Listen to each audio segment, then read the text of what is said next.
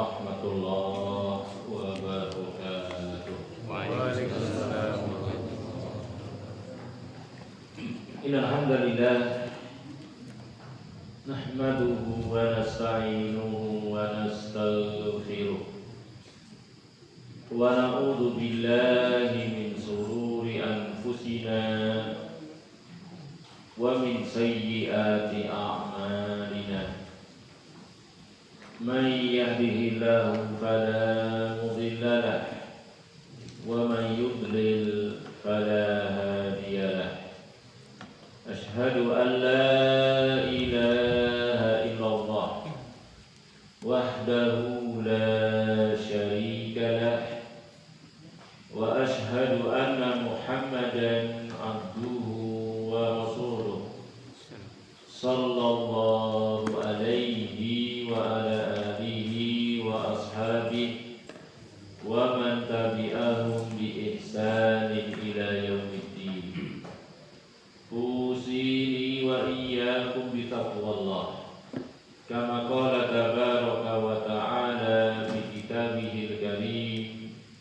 Ya ayyuhalladzina amanu taqullaha haqqa tuqatih wa la tamutunna illa wa antum muslimun. Ya ayyuhan nasu taqu rabbakum alladzi khalaqakum min nafsin wahidah wa khalaqa minha zawjaha wa bassa minhuma rijalan katsiran wa nisaa'a wattaqullaha alladzi tasaaluna bihi wal arham innallaha kana 'alaikum raqiba. Ya ayyuhalladzina amanu taqullaha wa qulu qawlan sadida yuslih lakum a'malakum wa yaghfir lakum dhunubakum wa man yuti'illaha wa rasulahu faqad faza fawzan 'azima. Amma ba'du fa inna asdaqal hadithi kitabullah wa khairal hadyi hadyu Muhammadin sallallahu alaihi wa alihi wa sallam wa sharral umuri muhdatsatuha wa kullu muhdatsatin bid'ah wa kullu bid'atin dhalalah wa kullu dhalalatin finnar. Salam muslimin rahimani wa rahimakumullah, para bapak dan juga para ibu, ikhwani wa akhwati fillah, a'azzani Allah wa iyyakum jami'an. Alhamdulillah, segala puji hanya milik Allah Subhanahu wa taala atas limpah nikmatnya yang tidak terhitung kepada kita seluruhnya. Alhamdulillah, di malam yang berbahagia ini kita diizinkan oleh Allah Subhanahu wa taala untuk kembali bisa bermajelis bersama, melanjutkan pembahasan kita, pembahasan Syarhu Ushulil Iman, pembahasan tentang pokok-pokok dasar-dasar keimanan, rukun iman yang 6. Alhamdulillah, kita sudah membahas beberapa poin dari kandungan rukun iman yang pertama, yaitu al-imanu billah. Ya, telah kita sampaikan bahwasannya mengimani Allah Subhanahu wa taala terkandung di dalamnya nanti 4 perkara, dan sudah kita bahas perkara yang pertama, al-iman bi wujudillah, mengimani wujudnya Allah. Allah itu ada, sudah kita bahas dengan dalil-dalilnya. Kemudian yang kedua juga sudah kita bahas, yaitu al-imanu bi rububiyatihi, mengimani rububiyah Allah Subhanahu wa taala, mengimani perbuatan-perbuatan Allah yang khusus, yang hanya Allah saja yang kuasa melakukannya. Tidak boleh kita sekutukan dengan satupun dari makhluk-makhluknya Allah Subhanahu wa ta'ala. Ini pun alhamdulillah sudah kita bahas sampai terakhir pembahasan kita dalam pertemuan yang lalu. Kita bahas tentang orang-orang musyrik ya pada masa Rasulullah sallallahu alaihi wasallam yang diperangi oleh Rasulullah sallallahu alaihi wasallam. Ternyata mereka mengikrarkan rububiyah Allah Subhanahu wa taala. Oleh karenanya ya, belum cukup seorang yang beriman kepada Allah hanya sampai mengimani wujudnya Allah, mengimani rububiyah Allah saja, itu belum cukup. Ya, kalau kita ditanya apa itu iman kepada Allah, kalau kita ditanya apa itu mentauhidkan Allah, kalau cuma menjawab ya, meyakini Allah ada, meyakini Allah pencipta alam semesta, pemiliknya, pengaturnya, penguasanya, titik, ini belum cukup. Ya, sampai nanti pada tingkatan puncaknya sudah kita singgung, yaitu poin yang ketiga nantinya sampai mengimani hanya Allah saja satu-satunya yang berhak untuk diibadahi, sampai dia menunjukkan segala macam bentuk ibadah itu hanya kepada Allah, sampai dia tulus ikhlas memurnikan ibadahnya hanya kepada Allah saja. Ya, ini poin yang ketiga, mengimani uluhiyah Allah, tapi belum kita bahas dengan rinci. Ya, cuma kita isyaratkan saja, mengimani rububiyah saja belum cukup dalam keimanan kita kepada Allah Subhanahu wa taala. Insyaallah dalam pertemuan kita kali ini kita akan bahas penyimpangan-penyimpangan dalam tauhid rububiyah, dalam mengimani rububiyah Allah.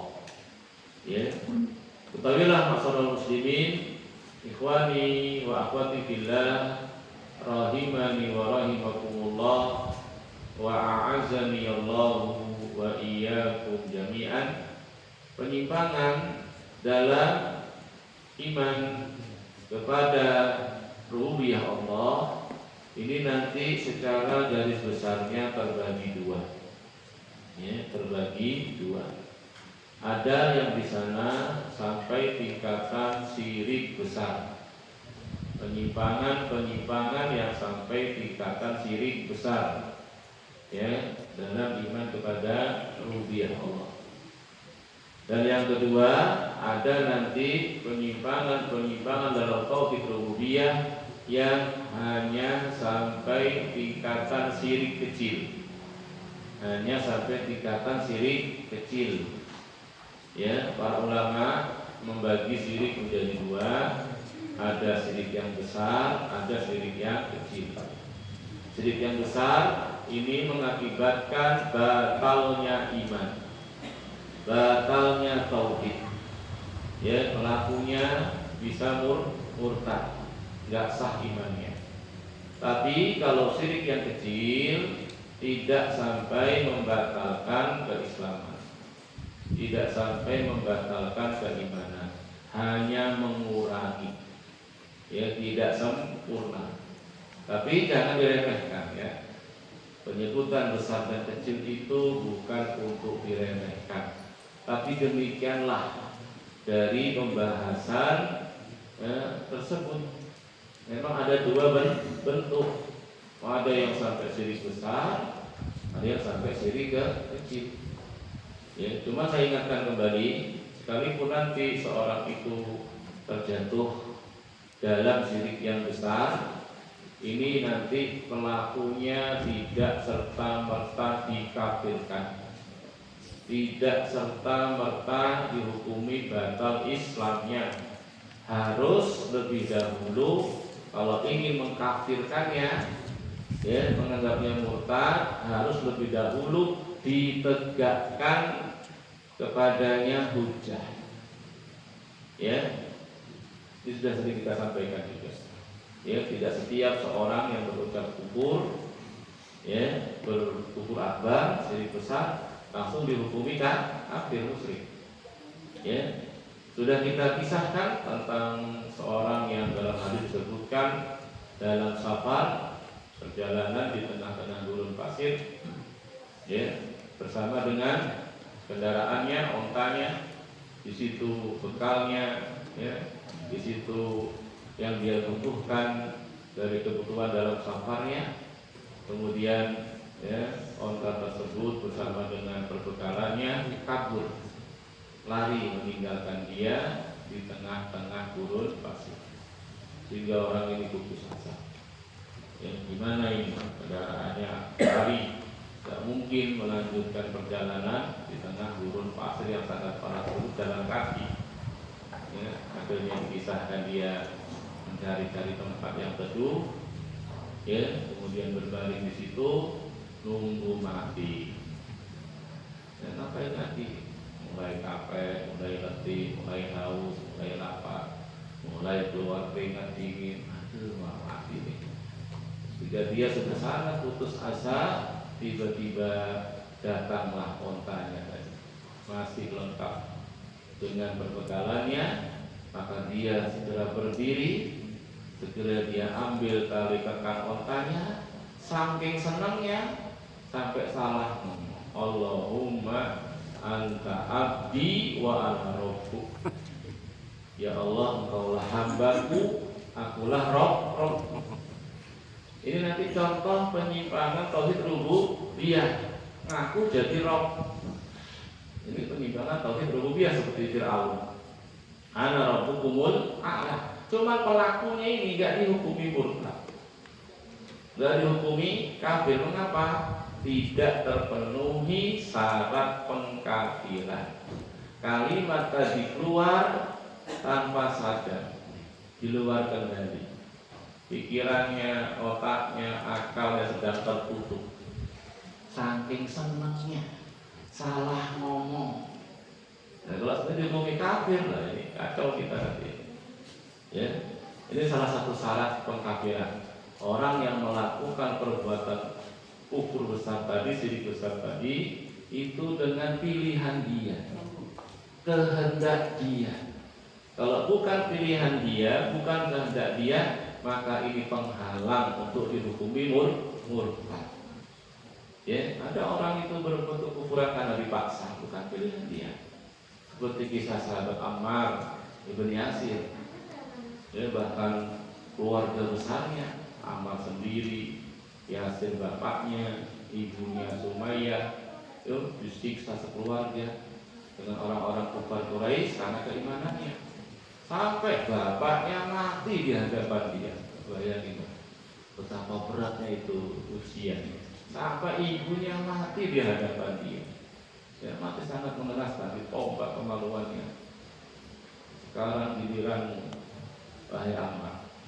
Ayo ucapkan kalimat-kalimat kufur, puji agama kita, puji Tuhan-Tuhan kita, atau celah itu Muhammad. Ya, begitu beratnya ujian sampai terucap ucapan kufur. Cuma di lisan tok, karena kondisi sangat-sangat terpaksa dia menggunakan perbuatan tersebut. Berucap kufur baru dilepas dari siksa. Maka dia segera lari mencari Rasulullah bersama. Kemudian mengisahkan isi, ya Rasulullah demikian. Ya, sampai saya berucap kufur. Ditanya oleh Rasulullah, bagaimana hatimu? Bagaimana hatimu? Apakah itu muncul ucapan benar-benar dari hatinya? Pilihan dia, maunya dia? Tidak. Adapun hatiku tetap aman, tetap tentram dalam keimanan. Cuma disantok. Akhirnya turun ayat. Ya, maka para billah, ya, barang siapa yang kufur kepada Allah mimba diimanihi, setelah keimanannya, sampai pada lafaz illa man ukriha wa qalbuhu mutmainnun bil iman, kecuali yang dipaksa kufur, sedangkan hatinya tetap tentram, nyaman dalam keimanan. Ya, maka apa? Tidak dihukumi kafir murtad tadi.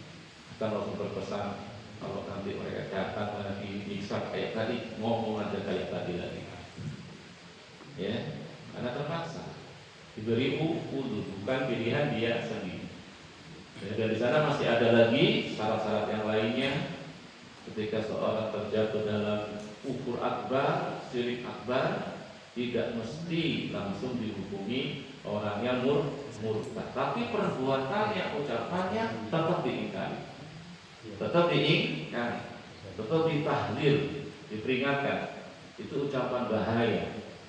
Tapi pelakunya tidak mesti harus dihukumi batal Islam sampai ditegakkan hujjah, sampai terpenuhi syarat-syarat pengkafiran. Bodoh termasuk penghalang. Bodoh termasuk penghalang. Tidak boleh dihukum, disampaikan dulu ilmunya, dijelaskan dulu. Nah ini, ya, bodoh termasuk penghalang. Belum balik, anak-anak juga penghalang, nggak boleh dihukumi. Anak-anak mainan, nyembah-nyembah patung, nggak dihukumi namanya anak-anak. Belum bukan. Atau dia salah paham, ya, dia kembali kepada Quran, kembali ke Quran, dia salah memahami. Gak ada dia ingin kesesatan, gak ada dia ingin cuma salah memahami. Ini juga penghalang. Diluruskan dulu pemahamannya, dihilangkan dulu kerancuan pemahamannya, baru bisa dihukumi. Dan masalah takfir ini masalah besar ya, bukan masalah ringan. Karena kalau seorang sudah dihukumi kafir, murtad, batal Islamnya, berarti nggak boleh disolatkan. Ya, dikuburnya nggak di kuburan kaum muslimin. Ya, nggak boleh waris mewarisi, putus itu dengan. Jadi konsekuensinya banyak. Ya, konsekuensinya banyak, nggak bayangnya. Dan mengkafirkan itu sebenarnya bukan haknya kita, tapi haknya Allah. Ya, ini kafir, ini fasik, ini dolim, itu haknya Allah, bukan haknya kita. Nah, ketika kita ingin masuk ke situ, harus benar-benar memahami dalil-dalil tentang Quran dan hadis. Yang pertama harus paham dulu apa saja perincian perbuatan yang kufur akbar, yang syirik akbar. Jangan orang nggak berbuat kufur akbar dikafirkan. Ini khawarij jadinya nanti. Gimana Pak, mau minum tangan diri kafir? Berarti itu lebih kafir. Maka tangan tidak apa pembatal Islam. Wah, itu minumnya setan, makanya setan kafir lah. Gitu. Sembrono. Dan tidak ada satupun ulama menghukumi, ya, minum tangan kiri walaupun dosa maksiat itu kufur akbar, syirik akbar, tidak ada. Yang seperti ini dia pelaku dosa, ya, tidak murtad, cuma lemah iman. Jadi perlu merinci mana tikot, ucapan, perbuatan itu kufur akbar. Itu perlu dipelajari dulu. Nah, sudah dipelajari juga kalau ada yang terjatuh dalamnya tadi tidak serta dihukumi kan kafir, murtad. Ya, perlu ditegakkan hujjah. Ini syarat-syarat. Kalau nggak mau baiat, kufur besar atau kufur kecil. Ya, man laisa fi qulubihi bai'atan ma'ami tatan jahiliyah. Siapa yang mati tidak ada bayat sama imam, mati jahiliyah. Ini bukan kufur akbar. Bukan kufur akbar kata para ulama. Itu mata asian. Maksudnya mati jadi mati bermaksiat. Karena Rasul mengajarkan mendengar dan taat kepada pemimpin. Jadi tidak mau baiat, tidak mau dengar, tidak mau taat. Nah, ini penyimpangan kita sepakat. Cuma dikatanya mana ini? Ya, apakah kufur besar, syirik besar, atau bukan? Kalau bukan, maka asalnya tidak kan kafir. Walaupun itu pelanggaran, mengurangi iman. Agar dia mengurangi iman, tidak membatalkan iman. Begitu. Berzina, mencuri, minuman khamr, selama pelakunya nggak menghalalkannya, ini bukan kufur akbar. Itu dosa-dosa besar.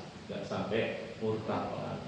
Selama dia nggak menghalalkan, selama dia bilang saya ini memang masih mengikuti hawa nafsu, saya ini salah, tapi kan dia masih nggak menghalalkan.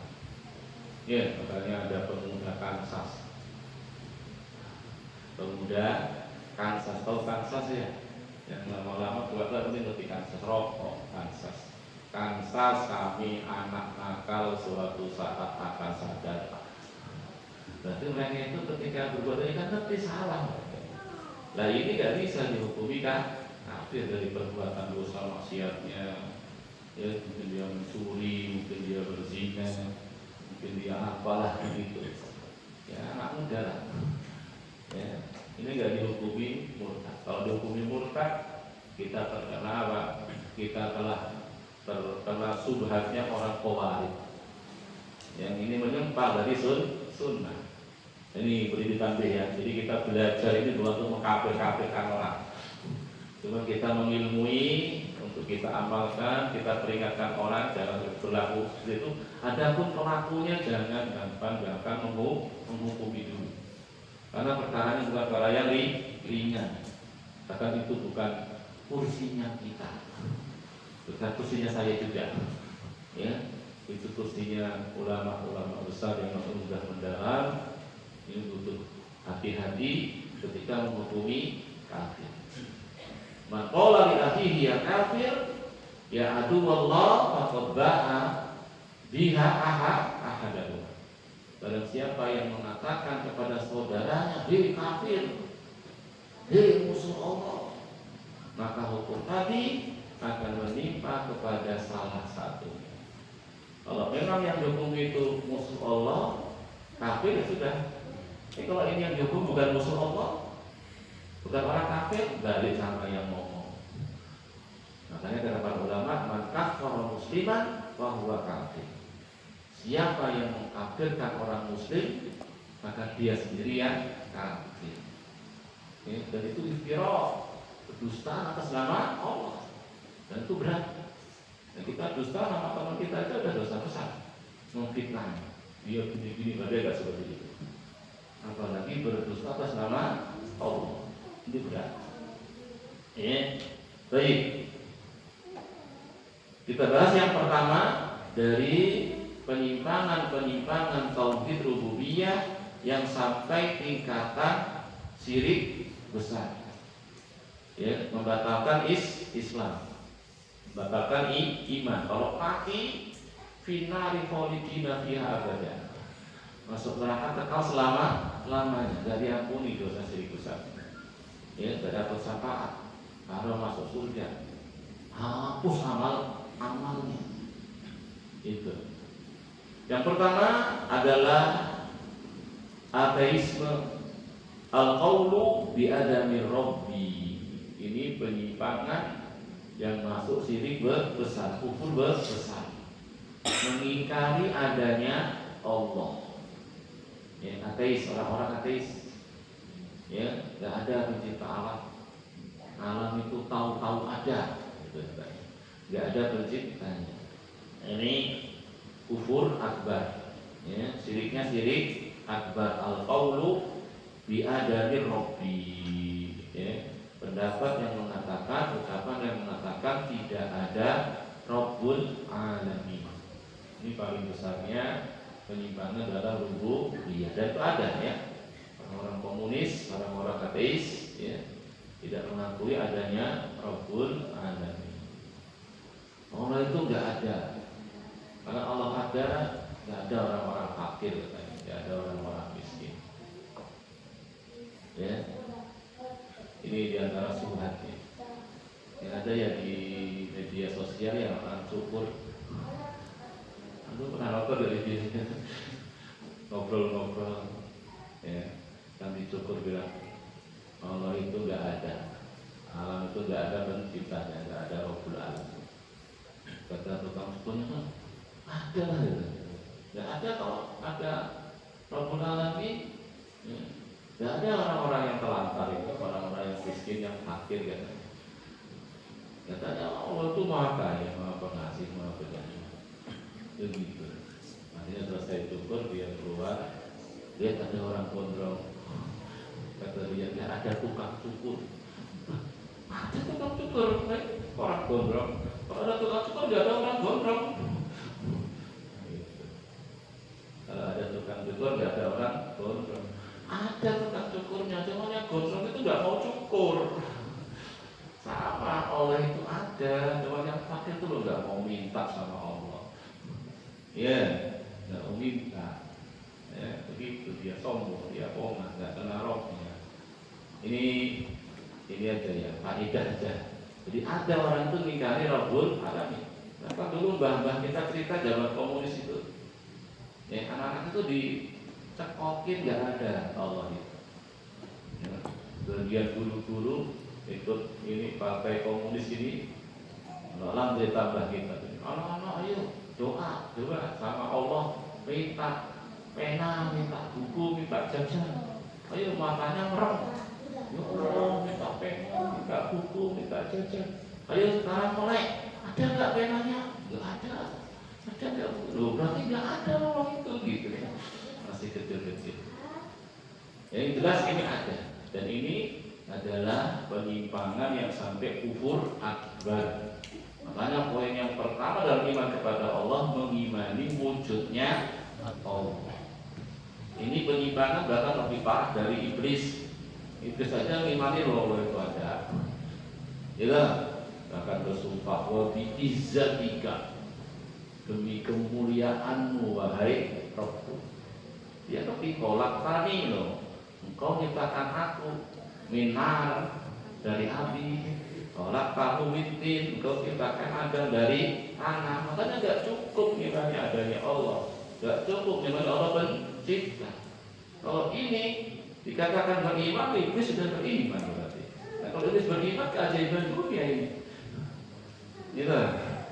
Kalau ada 7 tambah 1 ini orang yang mengatakan iblis beriman. Ya, baik. Kemudian yang kedua, dari penyimpangan dalam masalah iman kepada rububiyah, yang ini tingkatannya kufur akbar, syirik besar, adalah al-qaulu bi ta'addudil alihah. Ya, ucapan Rob itu berbilang, ya, ilah itu berbilang. Pencipta alam ini, pemiliknya atau penguasanya bukan cuma satu. Ini penyimpangan yang kedua dari tauhid rububiyah, dari mengimani rububiyah Allah. Ya, dan ini nanti banyak bentuknya. Ya, banyak bentuknya, banyak contohnya. Ya, di sini disebutkan beberapa kelompok. Ya, ada Sunawiyah, ya, kelompok yang meyakini bahwa cahaya dan kegelapan adalah dua perkara yang azali. Ini dua Tuhan, Tuhan gelap sama Tuhan terang. Ya, orang Majusi juga sama. Ya, dan pengikut Al-Manawiyah, pengikutnya Mani bin Fatah, mereka meyakini bahwa alam ini tercipta dari dua zat yang azali. Ini kita mungkin jarang dengar, tapi termasuk penyimpangan. Karena mengatakan apa, ada dua Tuhan, ada dua Tuhan. Termasuk di dalam penyimpangan nomor 2 ini, berbilangnya Tuhan adalah keyakinan Trinitas. Keyakinan Trinitas, ya. Seperti orang-orang Hindu, ada Brahma, ada Wisnu, ada Siwa, ya, 3 ini Tuhannya ini. Kemudian orang-orang Nasrani ada Tuhan Bapa, Tuhan Anak, Roh Kudus, ya, atau Bunda Maryam. Nah, ini semuanya termasuk penyimpangan dalam tauhid rububiyah, berbilangnya Tuhan, berbilangnya ilah. Ya, ada yang bilang 2, ada yang bilang 3 tadi. Ya, ini termasuk penyimpangan.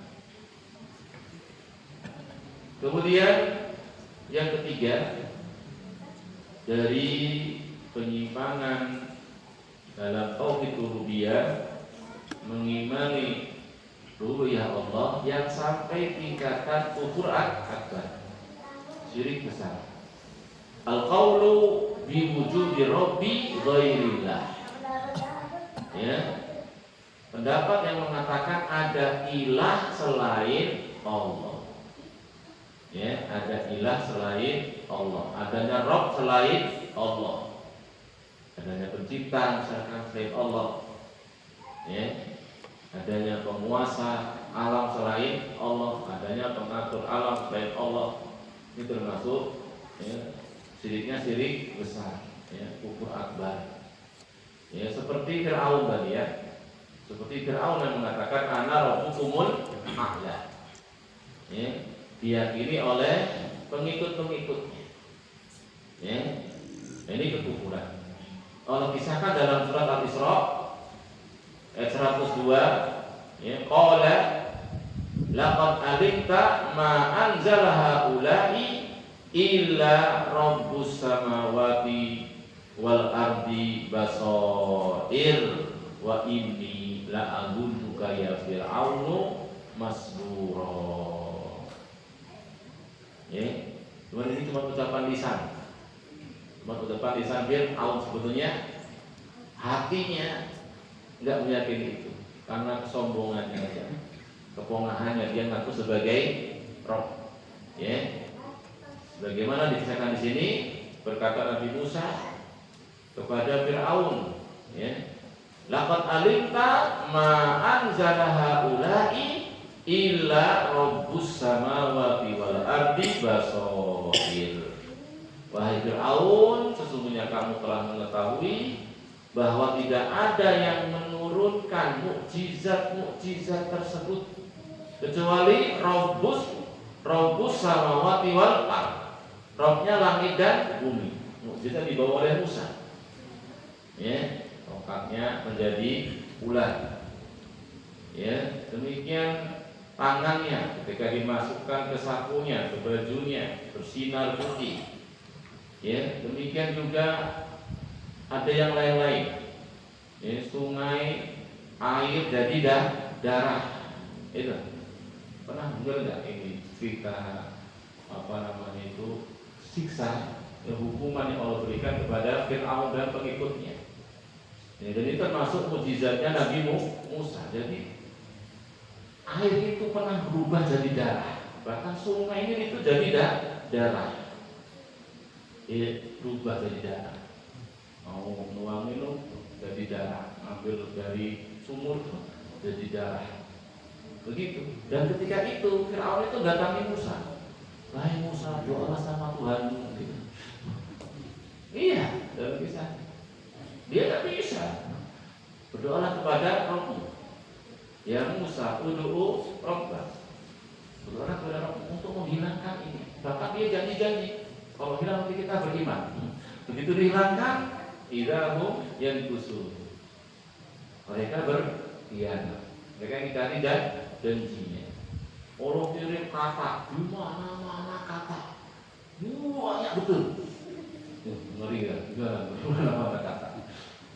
Pernah, ya. Terus terusnya. Ini yang dimaksud dengan haula di sini.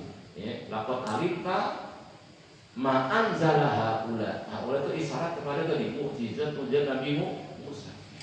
Itu semuanya yang bisa mendatangkannya hanyalah Rabbus samawati wal ard. Basair itu semua sebagai bukti, sebagai keterangan akan kebenaran Musa. Ya, wa inni la aghunnuka ya fir'aun masbura.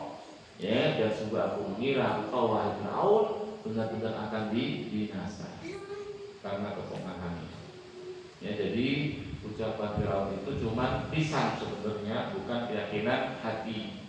Ya, tapi ini ucapan kufur besar. Syiriknya syirik besar, pengakuan adanya Rabb, ya, selain Allah Subhanahu wa taala. Dalam surah Az-Zukhruf ayat 51-54 Allah mengisahkan ini ucapan Fir'aun. Ya. Wa nada Fir'aunu fi qaumihi, dan Fir'aun menyeru kaumnya. Ya. Ya qaumi alaysa li mulku Misra wa hadhil anhar tajri min tahti.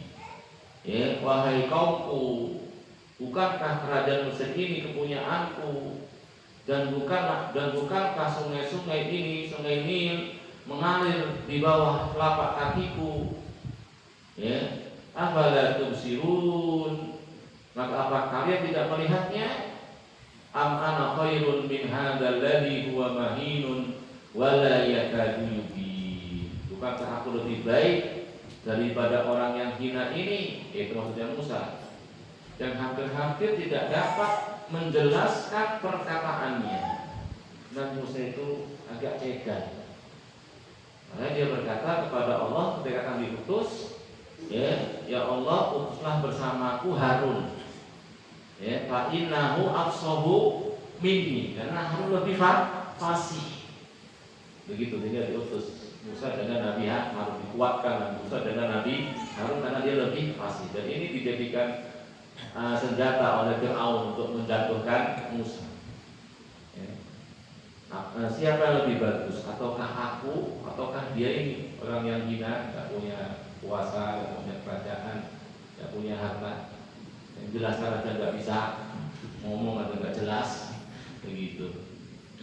Falaula ulqiya alaihi asbiratun min dhahabin aw jaa'a ma'ahu malak aw jaa'a ma'ahu malaikatu muqtarinin.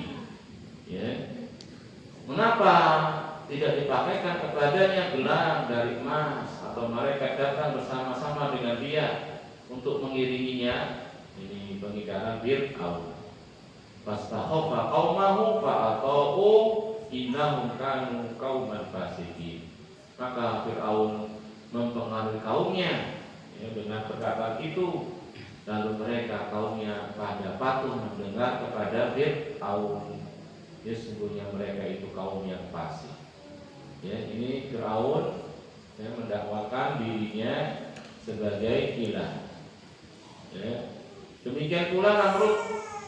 Namrud dalam kisah perdebatannya dengan Ibrahim dalam surat Al-Baqarah, alam tara ilal ladzi haja Ibrahim fi rabbih an atahu Allahul mulk. Apakah kamu tidak memperhatikan orang yang mendebat Ibrahim tentang Rabb-nya, yang Allah telah berikan kepadanya kerajaan, al-mulku. Idz qala Ibrahim rabbiya alladzi yuhyi wa yumiit. Tatkala Ibrahim berkata kepada raja tersebut, sungguhnya Rabbku adalah yang menghidupkan dan yang mematikan. Maka raja tadi, yaitu Namrud di sini, dia berkata, ana uhyi wa umit. Ini sisi kufur akbarnya, syirik besarnya. Aku bisa menghidupkan, aku bisa mematikan. Dalam kisahnya dia perintahkan untuk dipanggil dua orang yang dipenjara, yang satu suruh dibunuh, dia minta matikan. Yang satunya kamu bebas, minta hidupkan. Padahal makna menghidupkan dan matikan yang merupakan rububiyah Allah bukan itu. Itu bukan mematikan, itu mah membunuh. Itu bukan menghidupkan, itu namanya membiarkan hidup. Kalau itu saya bisa, semua di sini bisa. Kalau itu sifat Tuhan, berarti kita semua jadi Tuhan. Coba yang sudah mati dihidupkan lagi, tidak bisa dia. Itu makna menghidupkan.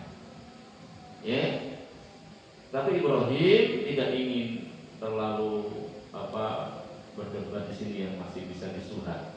Dia meningkat kepada hujah yang tidak mungkin dibantah. Qala Ibrahim, fa innallaha ya'ti bisyamsi minal masriqi fa'ti biha minal maghrib. Kata Ibrahim, Rabbku adalah yang menerbitkan matahari dari timur, menenggelamkan ke barat. Ayo terbitkan dari barat kalau kamu Rabb. Fabuhital ladzi kafar. Maka terdiamlah raja kafir tersebut. Wallahu la yahdil qaumadz zalimin. Dan sungguh Allah tidak memberi petunjuk kepada kaum yang zalim. Demikian pula Buddha, Buddha utama itu pun diyakini oleh pengikut-pengikutnya sebagai Rabb, selain Allah, dan juga kufur akbar. Walaupun dalam sejarahnya disebutkan Buddha ini tidak ngaku-ngaku sebagai Rabb, cuma pengikutnya yang berlebihan kepadanya. Cuma Buddha ini memang orang baik, orang yang bijak, dan sahabat-sahabatnya dahulu juga nggak menisbahkan ilah kepada Buddha. Sebagaimana sahabat-sahabat Nabi Musa dahulu, Nabi Isa, Al-Hawariyun, tidak ada yang meyakini Musa sebagai anak Tuhan. Jadi setelah masuknya Romawi, ya, Kaisar Romawi ke dalam Kristen, ya, adanya Paulus, ini kan sebenarnya sejarahnya kan ini apa ya, untuk merusak agama Nabi Isa. Jadi disitulah mulai ada konsep Trinitas itu tadi. Tadinya nggak ada itu dalam awal mula pengikut Nabi Isa, tapi kemudian setelahnya ada keyakinan Trinitas. Bagaimana pengikut Buddha, awalnya nggak ada, tapi pengikut yang dulu berlebihan, ya, melakukan penyembahan kepada Buddha, penyembahan kepada Isa. Dan ini, ya, adalah penyimpangan tauhid rububiyah, dan itu apa? Sampai tingkatan syirik besar. Ya. Kemudian yang keempat, al-qaul bi adamil alam, bi qidamil alam. Al-qaul bi qidamil alam. Ya, pendapat yang mengatakan alam itu azali. Ya, mereka mengatakan bahwa alam itu ada azali bersama Allah. Ya. Berarti alam itu bukan Allah yang menciptakannya. Ya, alam semesta ini sama Allah itu azali. Dua-duanya sudah ada. Nah, ini termasuk apa? Penyimpangan besar, ya, syirik besar dalam rububiyah. Ya, berarti apa di sini? Berarti alam ini bukan makhluknya Allah, karena azali, ada bersama dengan adanya Allah. Itu termasuk kufur akbar, ya, dalam penyimpangan rububiyah, syiriknya syirik besar. Ya, hal ini adalah keyakinan sebagian kaum filsafat, ya, seperti Ibnu Sina dan Al-Farabi. Ya, ini kadang kaum muslimin tidak ngerti tentang Ibnu Sina, sejarahnya. Karena dia ini masya Allah ngeri, akidahnya menyimpang. Ya, termasuk dia punya akidah alam semesta ini azali. Ya, dan ini termasuk penyimpangan besar dalam tauhid rububiyah. Kemudian yang kelima, adanya al-qaul biwujudil mudabbir ghairillah biidznillah. Termasuk penyimpangan tauhid rububiyah, ya, yang ini sampai syirik akbar adalah keyakinan adanya pengatur alam selain Allah. Ya, keyakinan adanya pengatur alam selain Allah. Ada manusia tertentu, ya, diizinkan oleh Allah, diberi wewenang mutlak untuk mengatur satu tempat, satu daerah, terserah dia. Ini termasuk penyimpangan dalam tauhid rububiyah. Dan itu penyimpangan yang besar, seperti keyakinan, ya, Roro Kidul. Jadi masuk dalam penyimpangan tauhid rububiyah, kufurnya kufur besar, syirik besar. Meyakini ada makhluk tertentu ikut mengatur alam.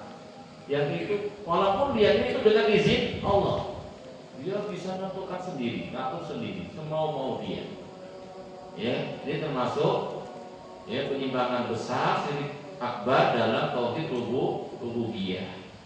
Ya, seperti anggapan sebagai manusia yang meyakini bahwa Allah memberikan hak otonom kepada sebagian makhluk untuk mengatur sebagian dari alam.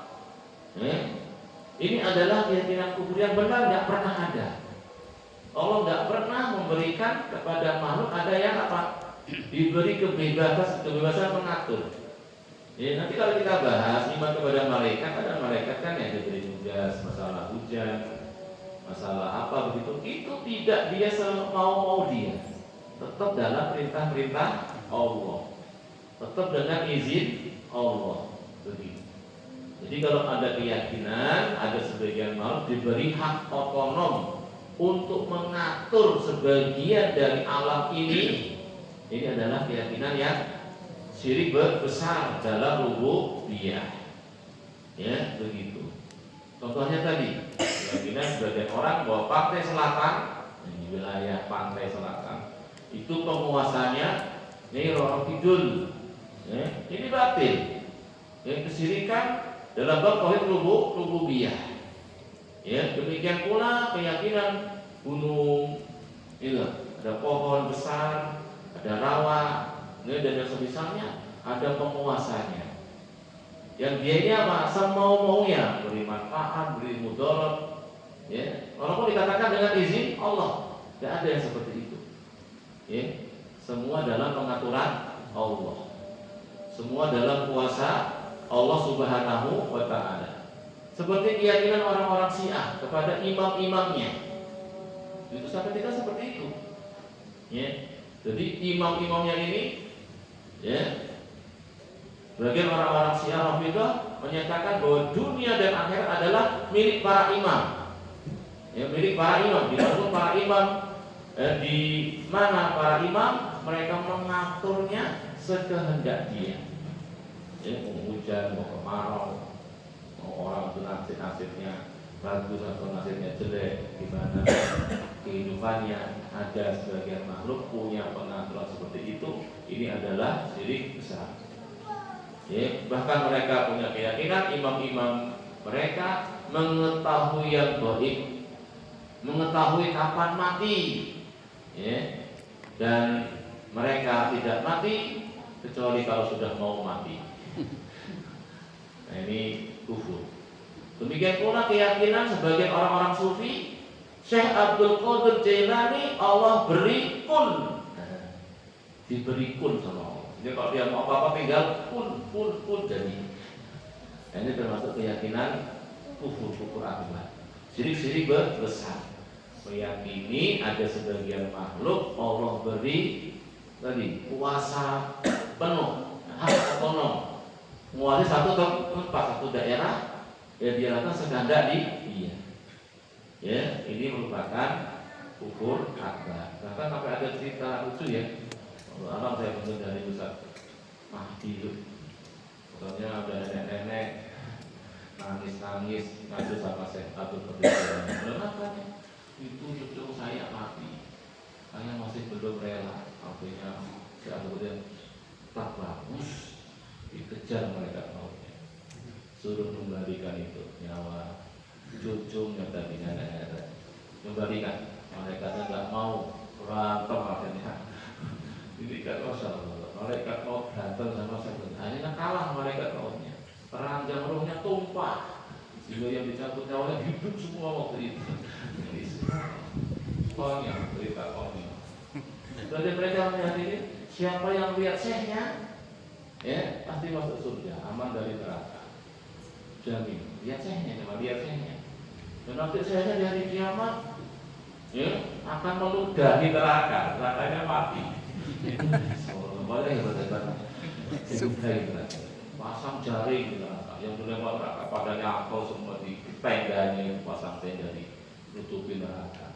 Cerita-cerita konyol. Ya, ini semua kekufuran, kesyirikan, sehingga syirik besar, penyimpangan dalam rububiyah. Ya, begitu. Baik, Ikhwah, mungkin itu dulu sudah bisa kita sholat isya dulu, nanti kita lanjutkan setelah sholat isya. Wallahu ta'ala a'lam.